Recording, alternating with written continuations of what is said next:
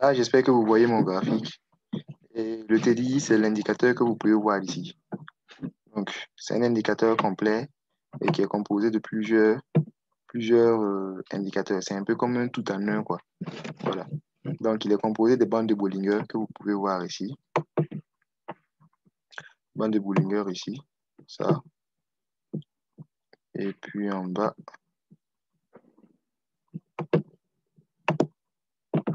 donc,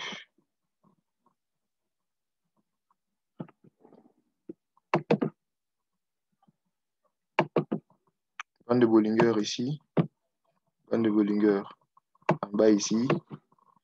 Il y a aussi, j'espère que mon micro est activé, ok.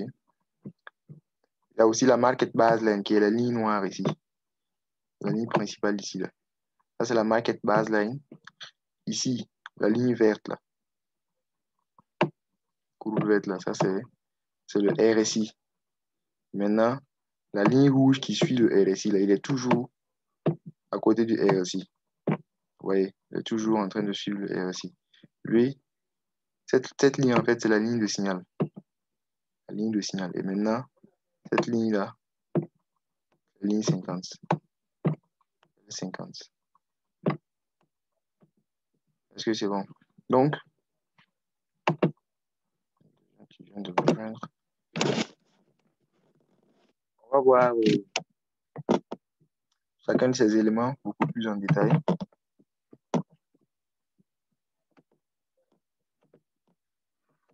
Donc, là, comme je l'ai dit, le TI est composé des bandes de Bollinger comme ça, bandes de Bollinger qui sont de part et d'autre, d'une ligne principale. Au milieu, qu'on va appeler la market baseline. Market baseline.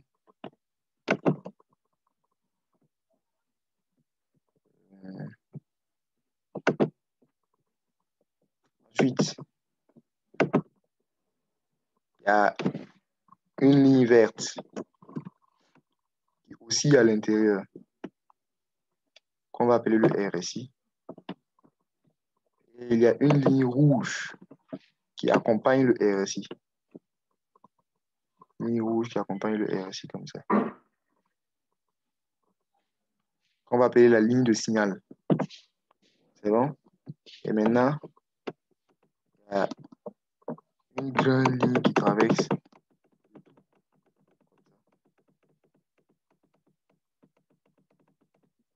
la ligne 50. 50. Donc, il y a des relations entre ces différents éléments-là, ces différents éléments du TDI. D'abord, ce qu'on va voir, c'est la relation qu'il y a entre la market baseline, c'est-à-dire cette ligne ici, en jaune, et puis le RSI. Donc, on va voir la relation qu'il y a entre ces deux éléments-là. Donc, vous devez savoir que ce qu'il y a entre RSI et la market baseline,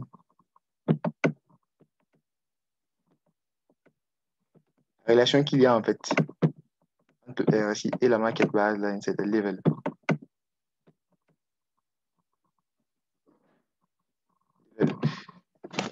Ça signifie quoi? Ça signifie qu'à chaque fois que ça signifie en fait que les tests entre RSI et market baseline donnent naissance à des levels.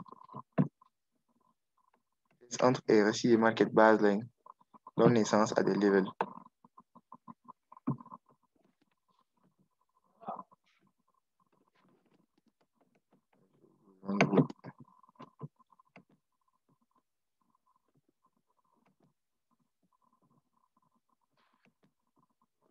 Donc, concrètement, ça veut dire quoi?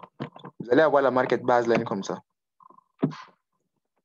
RSI va venir tester comme ça. Quand il teste comme ça, là, ça signifie en fait que là, ici, là, on a eu un level 1. Level 1 ici. Maintenant, quand il revient tester là, il revient tester level 2. S'il revient tester encore, c'est level 3. Ça veut dire quoi? Il va y avoir des moments où, sur le graphique lui-même, là, vous n'allez pas clairement voir les levels. Parce que généralement, ça va être compliqué en fait de pouvoir voir les levels euh, clairement comme ça sur le graphique. C'est pourquoi vous allez utiliser le TDI pour pouvoir repérer ça beaucoup plus facilement. C'est bon? Et vous devez savoir que c'est toujours le level 1 qui va toujours casser la market baseline. D'habitude, vous allez avoir la market baseline comme ça. Et le level 1, là, lui, il vient toujours casser.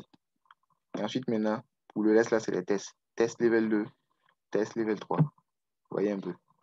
Là, c'est quand on est dans une baisse. Pour une hausse, on va avoir la market baseline comme ça. On va avoir ça. Level 1 cassure. Test ici. Test level 3. Vous voyez un peu. Donc, c'est un peu ça pour la relation qu'il y a entre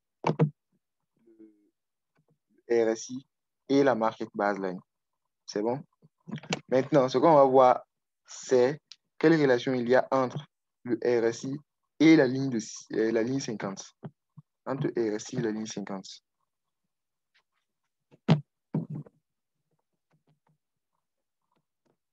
Donc, la ligne 50, c'est la ligne qu'on a. Donc, je vais remettre le graphique pour que vous puissiez voir. Là, vous avez la ligne 50. La ligne 50 comme ça. Ce qu'on vient de voir là, c'est la relation qu'il y a entre cette ligne du RSI, la ligne verte là, et puis la market base là. La market balance, c'est la ligne principale, la courbe principale qui se trouve au milieu là. Ça, c'est la market base là.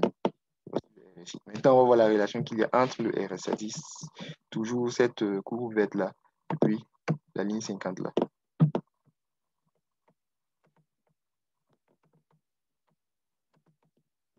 Donc, il va y avoir des moments où vous allez remarquer que la plupart des éléments du TDI, la majorité, ou c'est soit la majorité, soit tous les éléments du TDI vont se retrouver en dessous de la ligne 50. Là, vous avez la ligne, c'est le niveau 50 comme ça. 50. Parfois, vous allez avoir juste la bande supérieure comme ça. Donc, les bandes de Bollinger, ce qui est en haut là, on va l'appeler bande supérieure et ce qui est en bas, c'est la bande inférieure. Donc, vous allez peut-être juste avoir la bande supérieure en haut de la ligne 50. Et maintenant, tout le reste là, que ce soit la bande inférieure, que ce soit la market baseline, que ce soit le RSI comme ça, tout le reste se retrouve en dessous de la ligne 50. Comme ça.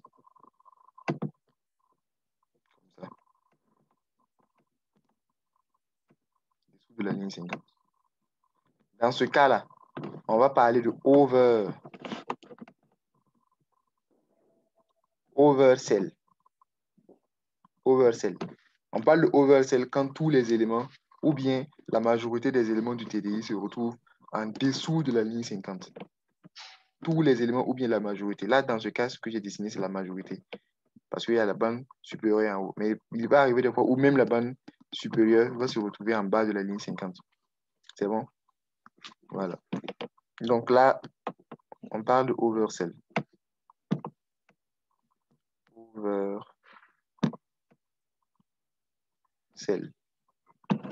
C'est bon? Et dans ce cas-là, comme vous pouvez le remarquer, la market baseline est horizontale comme ça. Quand la market baseline est horizontale comme ça, là, elle est facile à casser en fait. C'est-à-dire, c'est facile pour le RSI de venir traverser ça. Donc, en ce moment, on ne va plus parler de test de market baseline pour donner naissance à des levels. Quand on est dans une situation de over, là, ça devient en fait test de ligne 50 qui va donner naissance à des levels. C'est-à-dire que quand on est en oversell, c'est ces tests-là, test de ligne 50 comme ça, qui va compter pour un level. C'est bon, ou bien pour un reset. Juste pour dire en fait que la fin, le test, cette montée-là, ça correspond en fait à un false move, à un stop and tout et à un reset. C'est bon? Et maintenant, c'est qui descend là? C'est ça qui va compter pour les levels. C'est bon? Donc, quand vous voyez un mouvement de hausse comme ça, ça dit qu'on est en train de monter pour le false move. Et là, pour le bon mouvement. C'est bon. C'était pareil aussi pour la market baseline et puis le RSI là. Quand vous avez le RSI, vous avez un level comme ça. Quand vous avez le RSI qui monte pour aller tester la market baseline là, ce mouvement là, c'est un faux mouvement en fait. C'est un faux mouvement. C'est les stop ends là qui font comme ça. Ensuite, ça continue. Ça repart, ça fait le stop end et ça continue. Donc, c'est ça. Donc là, quand on est en oversell, tout mouvement de hausse du RSI là, tout mouvement de hausse comme ça du RSI là, est un faux mouvement. Maintenant, les bons mouvements sont les mouvements de baisse. C'est bon? Et c'est ça qui va compter pour les levels. Maintenant, quand je dis Tesla, là, j'ai dessiné, c'est venu tester de justesse comme ça. Mais ça ne veut pas dire que quand on parle de test, ça doit forcément être de justesse comme ça. Non. Un test, là, ça peut être de loin. Ça peut être de loin. Là, comme ça. Comme ici. Ça vient et ça ne touche même pas. Ça ne touche même pas la ligne 50. Ça, c'est un test. Un test, là, ça peut être de justesse comme ça, comme pour les deux ici. Test, là aussi, là, ça peut être comme ça. Ça vient, ça casse légèrement et ça revient. Là aussi, page de test. Voilà, donc, ne vous attendez pas à des précisions mathématiques, comme j'ai l'habitude de le dire, en fait. Donc ça, c'est pour le cas de oversell. Voilà. Maintenant, il va arriver des cas aussi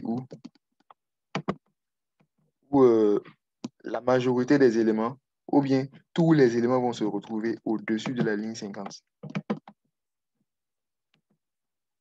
Donc en ce moment, vous aurez la ligne 50 comme ça.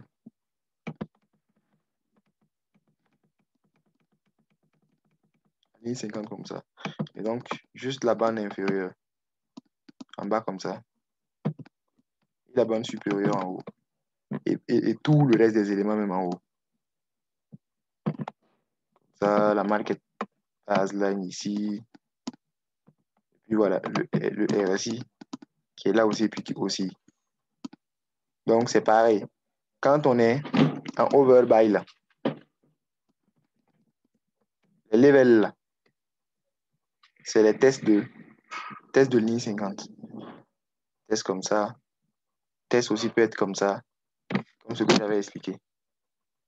Mais quand on est en overbuy et que vous voyez un mouvement de chute, un mouvement de baisse du RSI là, c'est que c'est un faux mouvement. On va faire un faux mouvement, venir tester et repartir.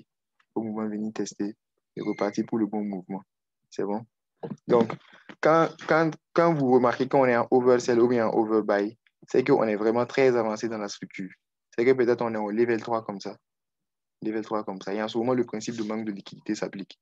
Et vous allez remarquer que quand on est en overbuy comme ça, les false moves, c'est-à-dire les mouvements qui amènent le RSI à baisser là, pour aller tester la ligne 50, vous allez remarquer que sur le graphique, ça va se matérialiser par juste de petits mouvements ou bien des petites consolidations comme ça. Parce que quand on en arrive à un oversell ou bien à un overbuy, c'est qu'on est vraiment très avancé en fait dans la structure. Voilà. Sinon, d'habitude, on a normal, quoi. Ni en overbuy, ni en oversell. Voilà. Il va arriver des fois aussi où, pour le level 1 et pour le level 2, là, on va être en situation normale.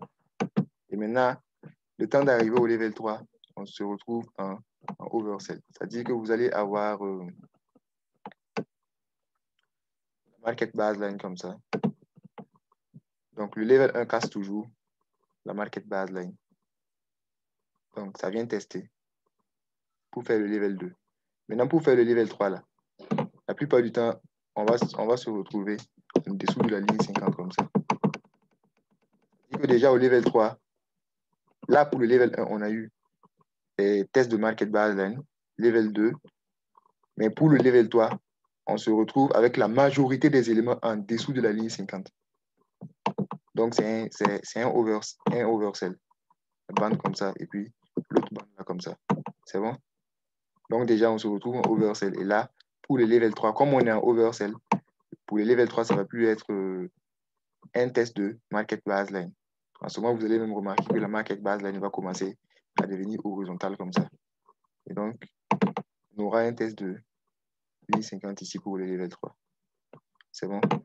Donc, la market baseline, si vous remarquez que la market baseline est inclinée comme ça, là, elle est difficile à casser en fait. Difficile à casser. Et même si le RSI arrive à casser, là, c'est pour revenir. Voilà, parce que la market base ne peut pas être dans une direction comme ça et le RSI va venir casser et puis continuer. S'il casse, c'est pour revenir. Et là, on parle de test. C'est bon. Mais quand la market base est horizontale comme ça en ce moment, elle est facilement elle est vulnérable, quoi. Donc là, c'est déjà pour ce qu'on peut avoir comme relation entre, donc comme relation, RSI Market Baseline et puis RSI 1050. Voilà. Donc, est-ce que vous arrivez à comprendre? Avant qu'on ne poursuive, est-ce qu'il y a des gens qui ont des questions?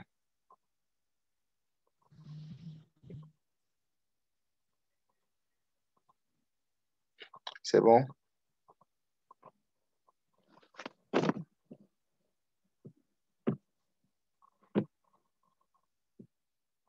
C'est bon chez moi. C'est bon chez tout le monde ou bien il y a certains qui ont des incompréhensions de ce qu'on vient de voir? D'accord, donc si en tout temps vous avez une question, vous pouvez m'arrêter. Donc là, pour ce qu'on vient de voir, c'est quand on est en situation de tendance. Parce que le marché, il y a deux cas. Soit le marché est en tendance, ça veut dire qu'en ce moment, il est en train soit de monter, soit de descendre, soit il est en consolidation. C'est-à-dire en ce moment, il ne monte pas, il ne descend pas. Il est juste en train de faire un mouvement, c'est un dossier comme ça. Voilà. Et en ce moment, vous avez la possibilité de tracer un support, une résistance. En ce moment, on dit que le marché est en range, une situation de range, ou bien en consolidation. Range comme ça. Donc, quand le marché est en range, vous allez remarquer que sur le TDI, on va avoir les deux bandes de Bollinger de part et d'autre de la ligne 50. Et parallèle, deux bandes de Bollinger parallèles. Là, vous allez avoir la bande supérieure comme ça. Bande supérieure. Puis la bande inférieure. Puis la bande inférieure. Et souvent, vous allez remarquer que la base là, est aussi une ligne droite comme ça. De façon horizontale, quoi. Et là, comme je l'ai dit, quand la base là est horizontale comme ça, c'est facile pour le RSI de casser. Donc, en ce moment, sur le graphique, là, vous allez remarquer que, voilà, sur le graphique, on est en situation de consolidation. Le graphique est en train de faire ça. Un mouvement comme ça. C'est bon? Et sur le TDI, là, sur le TDI, puisque c'est le mouvement du RSI qui représente en fait le mouvement du graphique, là. C'est bon? Donc, à ce moment, quand on est dans une situation où les bandes sont parallèles comme ça, et de part et d'autre, de la ligne 50 et aussi la market base là, au milieu, voilà, de façon horizontale, c'est qu'on est en situation de consolidation. Et quand on est en situation de consolidation, là, on ne se casse pas trop la tête. C'est juste des tests de bande supérieure. Quand le marché vient tester la bande supérieure, vous venez faire celle. Un test de bande supérieure, faites celle jusqu'à la bande inférieure. C'est bon? Et quand le marché va venir sur la bande inférieure, baille encore, baille ici. Pour que ça monte quoi? Parce qu'on est en situation de consolidation. Donc, c'est juste des tests de bande. Marché vient, test de bande supérieure, test de bande inférieure, test de bande supérieure, test de bande inférieure, etc. Souvent, vous allez remarquer que quand on vient faire un test de bande supérieure, c'est que le marché est à un certain niveau comme cela. Probablement sur un niveau de résistance même. Probablement sur un niveau de résistance. Et en ce moment, vous allez juste tendre le test ici. Test de bande supérieure ici. Vous trouvez pour la baisse. C'est bon? Et vous mettez le test de bande. Quand ça va arriver en bas encore, au test de bande inférieure, vous trouvez la hausse. Ça pour les consolidations. Est-ce que c'est bon?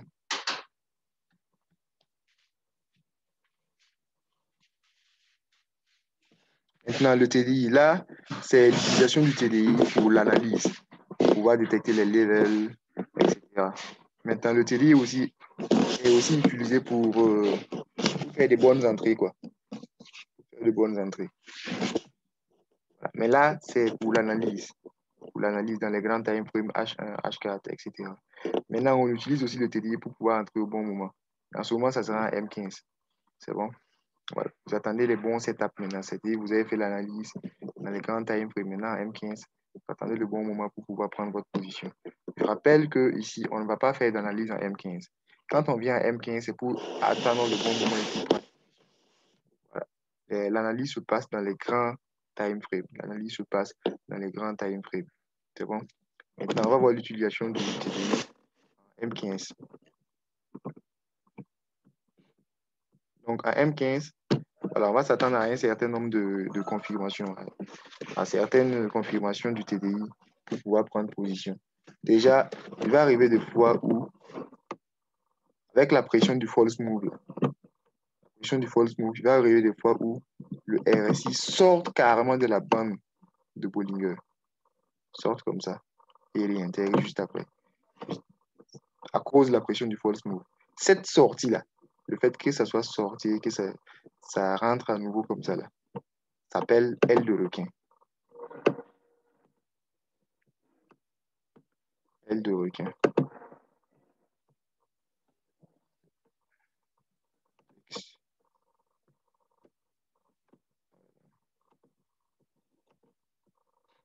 Donc, aile de requin.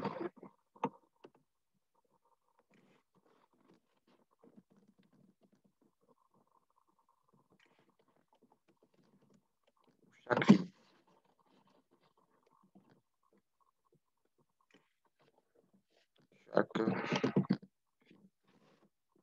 Donc, aile de requin ou chaque film. Le fait que ça soit sorti comme ça et que ça ait réintégré là, ça s'appelle aile de requin.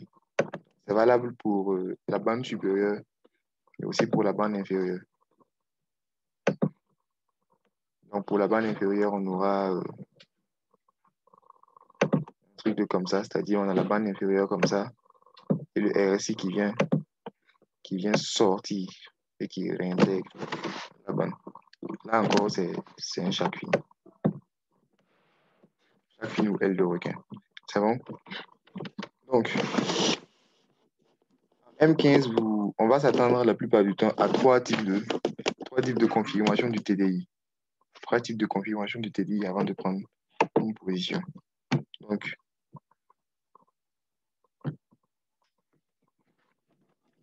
premier type, là, vous allez avoir la bande comme ça, la bande supérieure comme ça. RSI, là c'est un M15, hein.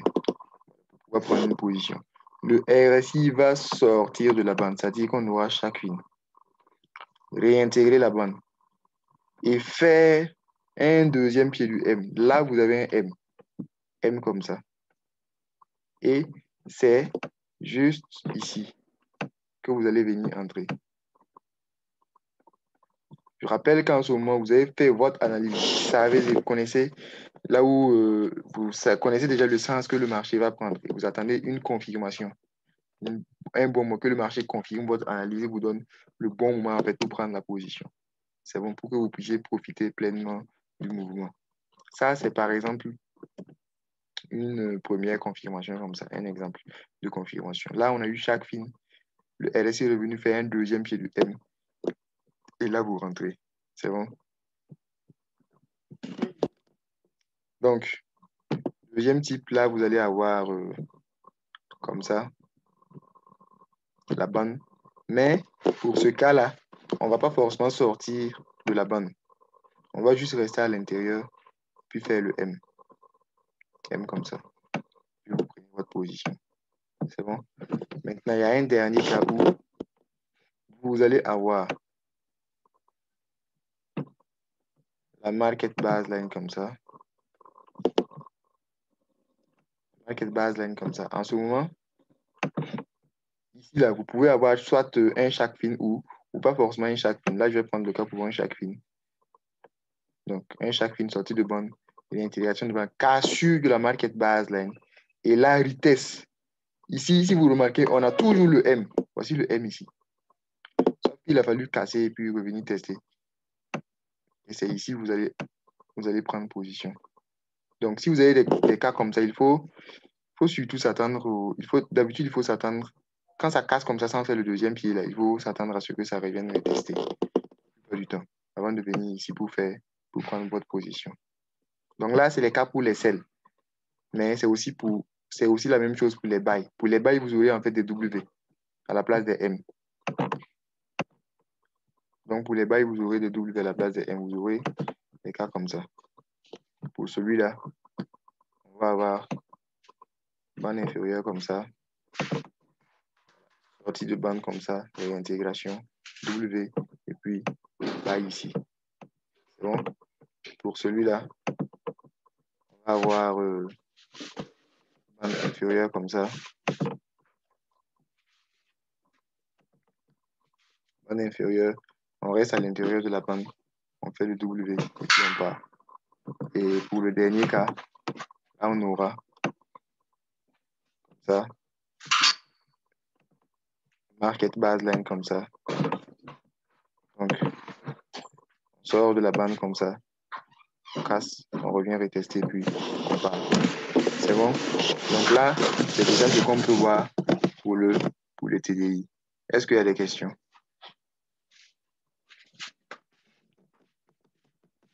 Est-ce que vous avez des questions? Oui, moi j'ai une question.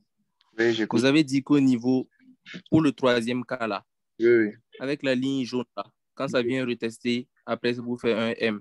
Maintenant, vous avez dit qu'il y a un autre cas où il n'y a pas ça. Je ne sais pas si vous avez oublié d'expliquer. Oui. Je veux dire, il y a un autre cas où on ne va pas forcément avoir un shark fin, quoi. C'est-à-dire, pour ce cas, Okay. pour ce même cas-là, on va forcément avoir un shark fin. C'est-à-dire qu'on aura la bande supérieure comme ça. Donc, la market baseline comme ça. Premier pied du M ici, cassure de market baseline vitesse. Et puis, c'est comme ça. C'est quoi. Ok. Voilà. Est-ce qu'il y a d'autres questions?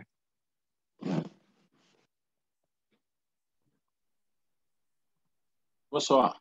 Oui, bonsoir. Oui, en fait, je voulais savoir à ce niveau-là, pour les signaux de confirmation là. Voilà. En fait, il y a combien de signaux qui peut nous permettre quand même de dire que la tendance est bonne pour entrer en position, quoi. Là c'est pour les 4 là, ce qu'on vient de voir. 1, 2 ici, 3 ici, 4. Là, c'est pour les 4 là. M15. Voilà, la plupart du temps, c'est ce que vous allez avoir. M15. Voilà, ces 4 confirmations là. M15. Mais c'est pas forcément, je veux dire, pas uniquement ça, quoi. Vous allez avoir d'autres confirmations sur le graphique. Vous vous rappelez ce qu'on a vu au début, les formes de bougies, étoile du matin, étoile du soir, etc. On a vu aussi les tests comment on appelle, les moyennes mobiles qui servent de support aux résistances. On a vu plein d'éléments. Tout ça, en fait, vont servir de confirmation. Mais là, c'est pour le cas du TDI qu'on est en train de voir. Et tout ça vient après l'analyse. Tout ça vient carrément après l'analyse. Vous avez analysé, voilà, et vous venez maintenant attendre le bon moment pour prendre la position.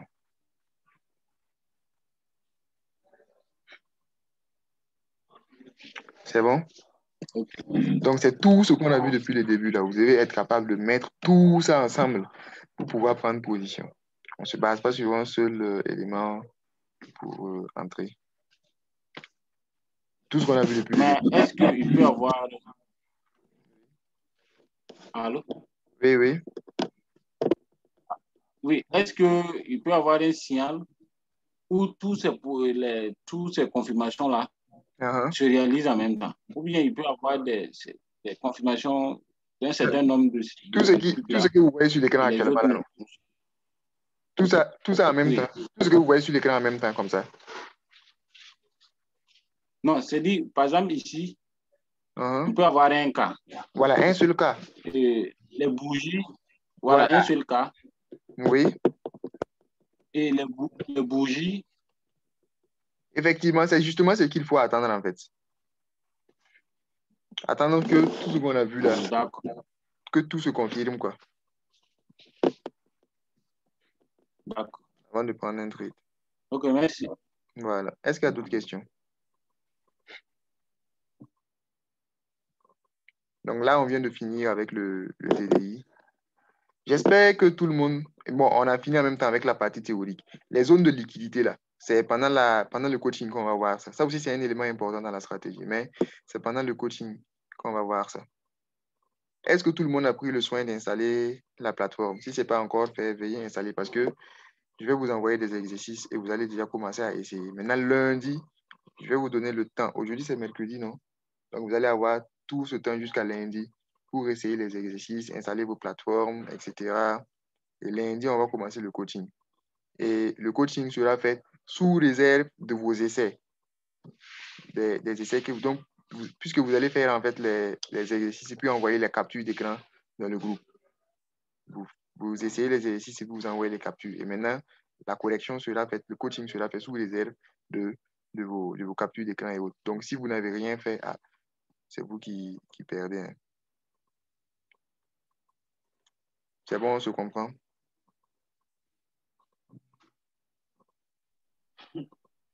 Bon, c'est dit que c'est la dernière séance comme ça. Hein. Théorique. Non, la dernière séance théorique. Voilà, tout le reste là maintenant, c'est pratique. D'accord, d'accord. Maintenant, vous avez fini d'écouter, de noter sur vos calepins et autres. Tout ça là, c'est fini maintenant. Maintenant, là, chacun va prendre la tabac maintenant et puis commencer à cultiver.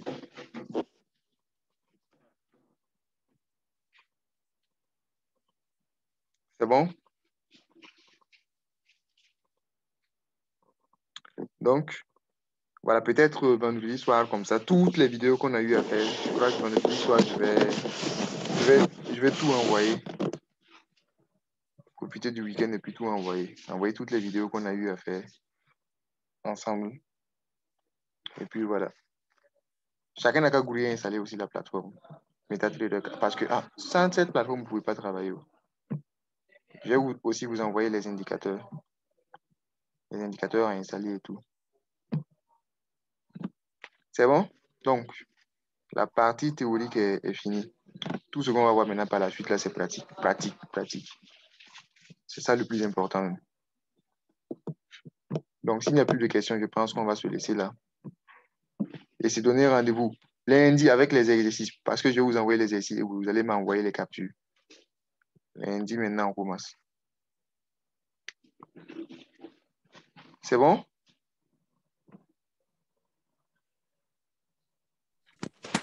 Oui, c'est bon. Ok. D'accord. Donc, excellente suite à tout le monde.